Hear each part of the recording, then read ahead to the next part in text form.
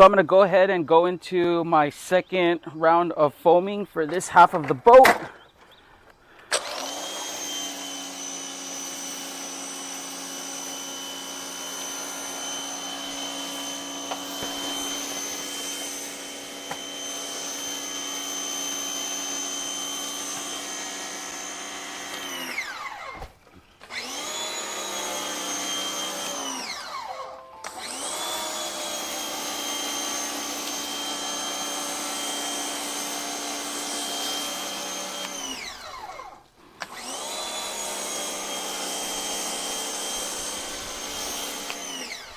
I'm gonna go ahead and let this sit for a little bit, and then I'm gonna go into the iron removal step.